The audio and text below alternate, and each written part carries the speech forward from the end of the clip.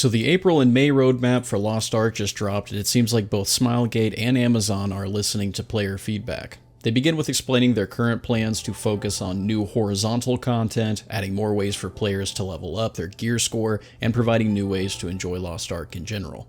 After the Argos release came a bit too early, they've said they'll focus on more late-game content like that around May, when they believe most players will have reached a high enough gear score for that content. April was originally set to bring us the Arcanist, the card-wielding mage class, but after the community begged and pleaded for the Lancemaster instead, the plans have changed. We'll be getting the Lancemaster in April, who is now called the Glaver? I don't know. She's a martial artist class that switches between a spear and a glaive, empowering her sheathed weapon the more she uses her currently equipped one. She's one of the most popular classes overseas and is a whole lot of fun, so I'm glad to see the team bringing her over first. The Arcanist is also currently getting a small touch-up to make her stronger and more consistent overseas, so that's likely why we won't be getting her right away.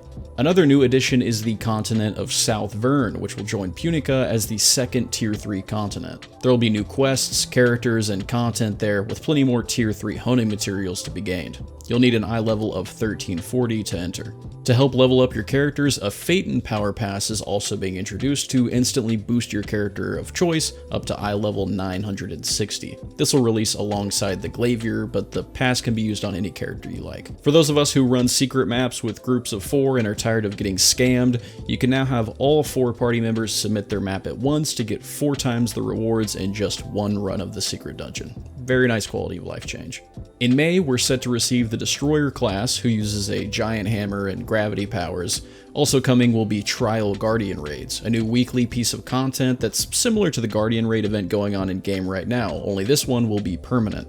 All players' gear scores will be equalized, and you'll need to defeat one of 3 Guardians who will be rotated out for new ones each week. This Guardian raid will provide more rewards than your standard raid, and each of these 3 Guardian raids will be available only once per week, roster-wide. This month will also see the inclusion of more character customization options, quality of life features, and the ability to see which characters in your roster have participated in certain daily and weekly content. This is already available overseas and is a great way to see at a glance which of your alts have already done their daily and weekly content. There are 2 more pieces of content planned for May, but the team says they're waiting to see if they should be released at that time or later, depending on how far along the average player is at the time. First of which is a new Guardian raid, DESKALUDA, who has an eye level requirement of 1415, and secondly, our very first Legion raid with VALTAN. Legion raids are the definitive raid experience in Lost Ark and are home to some of the toughest challenges the game has to offer. This raid also has an entry requirement of 1415, and Smilegate and Amazon both are keeping a close eye on player progression to see if these 2 pieces of content will be released in May